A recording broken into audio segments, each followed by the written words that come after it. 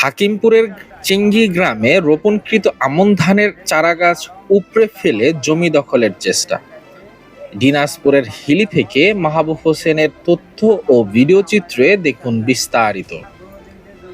দিনাজপুরের হাকিমপুরের উপজেলার ছোট চেঙ্গি গ্রামের রবিউল ইসলামের 18% জমির আমন ধানের চারা উপড়ে ফেলে দিয়ে জমি দখলের চেষ্টা করেন একই গ্রামের মোহাম্মদ কবির হোসেন, তৌহিদুর রহমান ও মোহাম্মদ ওয়াহিদুল ইসলাম।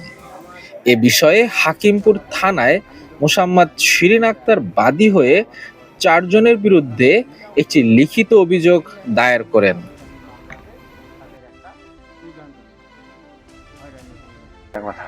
এবং আর্থিক ক্ষতিগ্রস্ত দিকে যায় গরিব মানুষ। আমরা যতদূর জানি যে জমি প্রাপ্য মালিক ইনারাই জমিটা এরাই আবাদ করে, এরাই গাড়িতে ওরাই ওই ওয়াটা মুখে ফেলে দিচ্ছে। আমরা তো জানি এই জমি এতদিন ধরে এরাই আবাদ করে।